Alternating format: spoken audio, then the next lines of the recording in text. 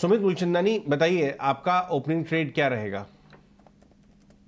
दो cash stocks पे ध्यान रखिएगा। एजिस लॉजिस्टिक देखिए काफी अच्छा एक अपना सपोर्ट लिया है 50 डे और 100 डे मूविंग एवरेज से 2 दिन से सपोर्ट लेके बाउंस कर रहा है। तो हमें लग रहा है कि ये आज भी एक छोटा सा गैप अप दिया था और अभी ये सस्टेन करेगा। तो 351 के करीबन का मार्केट अभी करंट मार्केट प्राइस है। इंट्राडे में ही ये करीबन 365 तक मूव दे सकता है, तो यहाँ पे आप ध्यान रखिए। Okay, Aegis logistics overall logistics space में काफी अच्छी बाइंग दिखाई भी दे रही है। सोनी पटनायक, आप बताइए आपका ओपनिंग ट्रेड। मेरा ओपनिंग ट्रेड रहेगा सिप्ला बाय में। सिप्ला आज अच्छा एक ब्रेकआउट देने के लिए तैयार है।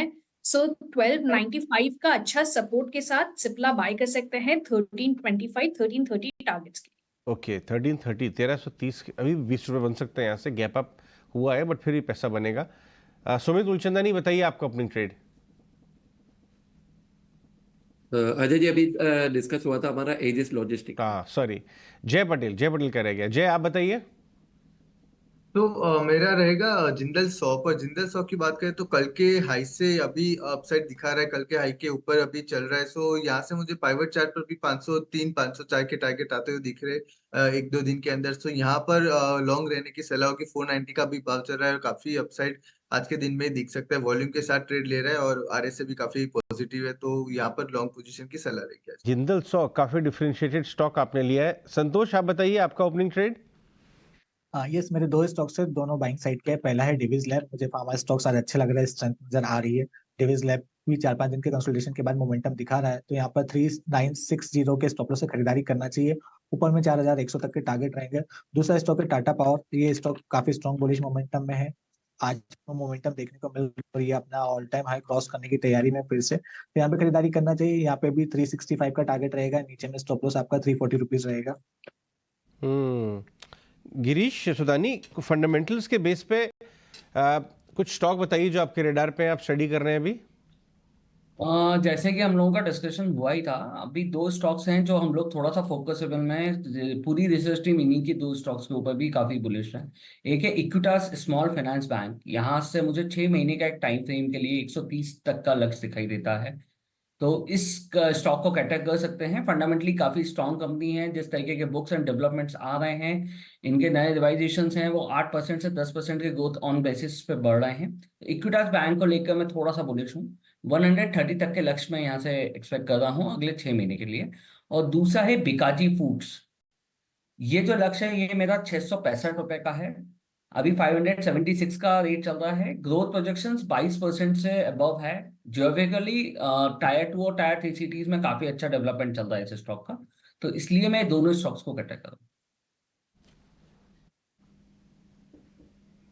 ओके, ठीक है, चलिए। तो ओपनिंग बेट्स सारी सामने हमारे आ गई हैं, लेकिन अब स्पेसिफिक ट्रेड्स को ढूंढते हैं। एक बार पॉलीकैब को ही पहले ले लेते हैं। रिकवरी ट्रेड में अगर आज 2-2.5% की इनिशियल मूव दिखी है और कल तो 8-8.5% टूटा था ये। संतोष, क्या यहाँ पर अभी पॉसिबिलिटी है कि कैचअप कर लेगा या फिर कैसे देख रहे हैं आप चार्ट्स को, पहले बताएं। ये स्प्रिंग का वो अपना इंपॉर्टेंट सपोर्ट लेवल है इसका जो 4800 का, तो वहां पे संभालने की कोशिश कर रहा है, लेकिन ऐसे बहुत क्लियरली रिवर्सल के सिग्नल नहीं दिख रहे हैं। तो थोड़ा सा वेट करना चाहिए मार्केट जब तक पूरी तरीके से क्लियर साइन नहीं दे देता है। क्योंकि अगर 4800 तोड़ा इसने, तो एक बार ही अपने 200 दिन के मूविंग एवरेज जो करीबन 4500 के आसपास है वहां तक जा सकता है। 4500 will be great level to buy, क्योंकि वो एक ऐसा लेवल होगा जहां से एक बहुत कहीं बाकी इन्वेस्टर एंटर करने की कोशिश करेंगे। तो अभी थोड़ा सा वेट एंड वॉच कीजिए। अगर स्टॉक में और गिरावट आती है तो एक बहुत अच्छा खरीदारी का मौका रहेगा। पॉलीकैब में हुई कि अभी थोड़ा वेट एंड वॉच करना चाहिए, लेकिन बाजार अगर थोड़ा डिफेंसिव की तरफ टिल्ट है, जहां जहां न्यूज़ है उसकी तरफ अगर टिल्ट है, तो क्या और फार्मा काउंटर्स ढूंढने चाहिए। एक बार वॉकहार्ट को डिस्कस करते हैं। इनके ग्रोथ जो एक्सपोर्ट डेटा आया था वो भी काफ़ी स्ट्रॉन्ग है यूएस की तरफ। क्या वॉकहार्ट को रडार पर रखेंगे आप एक बार, सुमित?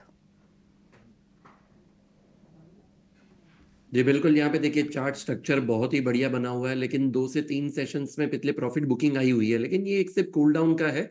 तो कभी भी अगर आपको डिप्स मिलता है टिल द लेवल्स ऑफ 450, तो मैं यहाँ पे एक्यूमुलेट करने का ट्राई करूंगा। और यहाँ पे एक ट्रेलिंग स्टॉप लॉस की तरह अभी भी मैं मेंटेन करना चाहूंगा 425 की लेवल्स को। अपसाइड में मोमेंटम बिल्कुल बन सकता है टिल द लेवल्स ऑफ 540। ठीक है, वो कार्ड वैसे भी एक पोजीशनल ट्रेड है। इसके अंदर आप ट्रेडिंग करेंगे तो कई बार आप फंस भी सकते हैं, तो इसलिए आप इसको पोजीशनली देखिए। कल हमने ये वैशाली से भी पता किया था, उनकी लिस्ट में भी था 250-260 के आसपास का बड़ा ब्रेकआउट आया हुआ है इसके अंदर। आप मंथली चेक कीजिएगा, मंथली का मतलब आपको साल भर रखना पड़ेगा, आप इसको छोटा मोटा चेक करेंगे तो मज़ा नहीं आएगा आपको। खैर एनी हाउ आगे बढ़ जाते हैं। जरा निफ्टी के टॉप गेनर्स आपको मैं जरा स्क्रीन पे दिखा देता हूँ। उसमें अगर आप देखेंगे 26 शेयर इस समय बढ़कर कामकाज कर रहे हैं, 24 शेयरों में नुकसान है। एक बार लिस्ट भी दिखा दीजिए कौन गेनर कौन लूजर्स हैं, उसमें आपको आइडिया लग जाएगा। रिलायंस वर्सेस HDFC का गेम है आज HDFC बाजार को थोड़ा कमज़ोर करने की कोशिश कर रहा है, लेकिन रिलायंस ने आज शुरुआती मजबूती बनाई हुई है अभी तक। तो देखते हैं क्या होता है। ये दोनों बड़े वेटेज वाले शेयर हैं, एक पाले में आ जाएंगे तो बाजार उसी तरफ ज़्यादा चलेगा। खैर निफ्टी के अंदर आज लगता नहीं कि बहुत बड़ा मूव आएगा, शुरुआती डाटा देख के तो ऐसा ही लग रहा है। बट बैंक निफ्टी थोड़ा ज़्यादा कमज़ोर है, आज 11 शेयर पार्टिसिपेट कर रहे हैं वीकनेस में। इकलौता इंडसन बैंक वो ऐसा है जो हरे निशान में खड़ा हुआ है, नहीं तो ज़्यादातर शेयर आपको बैंकिंग काउंटर्स में वीक दिखेंगे और इसमें कोई भी साइन ऑफ अ रिकवरी आपको अभी तक तो नहीं दिख रहा। एक चीज़ और करते हैं, 16-17 पॉइंट की जो बैंक निफ्टी इस समय चल रहा है नीचे, उसको छोड़ के स्टॉक्स पकड़ते हैं। MMTC जरा दिखाइए, 68 रुपीज़ का चल रहा है। ये जब भी पहले 10 मिनट के अंदर MMTC ITI चले ना, तो इसका मतलब इसके अंदर कोई ना कोई पोजीशनिंग होती है ज़रूर है। MMTC एक बार जरा देख के बताएंगे आप सुमित जी, जरा MMTC देखिए। मेरे को इंट्राडे या मैं स्विंग ट्रेडर हूँ, मैं लंबा नहीं रखूँगा बॉस, इसको क्या करें? डिम्पी जी मेरे दोनों सजेशन रहेगी, बिल्कुल जो आपने चीज बोली, इंट्राडे में भी आप इसे लॉन्ग कर सकते हैं। जो आज का लो है, ओपन लो है, तो 66 का एक स्टॉप लॉस मेंटेन कीजिए और 72 के टारगेट के लिए अप्रोच कर सकते हैं। लेकिन अगर इसको आपका 10 से 15 दिन का नजरिया है, बिल्कुल आप इसे लॉन्ग कीजिए कल के स्टॉप लॉस के साथ। कल का जो लो है दैट इज 65, टारगेट रहेगा 77, 50 and 85। These will be the two targets.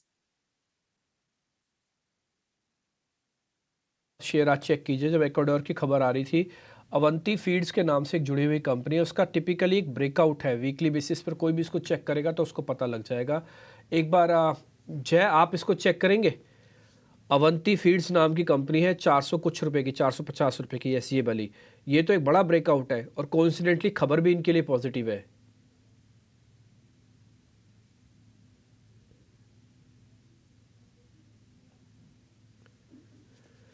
ठीक है, ऐसी तो बात नहीं हो पाएगी। एक काम कीजिए, फिर सोनी पटनायक से पता करते हैं। सोनी जी जरा आप चेक करेंगे अवंती फीड, मैं स्पेल कर देता हूँ AVANTI, आप इसको सर्च करेंगे तुरंत मिल जाएगा आपको शेयर। जी डेफिनेटली डिम्पी जी, अभी CMP अराउंड 450 चल रहा है, काफी अच्छे सपोर्ट और 430 से वो बाउंस करने की कोशिश कर रहा है। यहाँ पे उसका ब्रेकआउट का जो लेवल है वो 460 के ऊपर आएगा और कंफर्म्ड है वीकली ब्रेकआउट ही आएगा उसके ऊपर, और 460 के ऊपर वो डेफिनेटली 485 490 के रेंज तक इमीडिएटली जा सकता है। सो स्टॉक अच्छा है। और यहाँ पे अगर इमीडिएट बेसिस पे अगर इंट्राडे के लिए सपोर्ट देखेंगे तो 445 का सपोर्ट है, बट पोजिशनली सपोर्ट बेटर रहेगा, 430 टू 440 का सपोर्ट अच्छा है। सो ऑलमोस्ट पॉइज्ड है ब्रेकआउट के लिए टुवर्ड्स 485।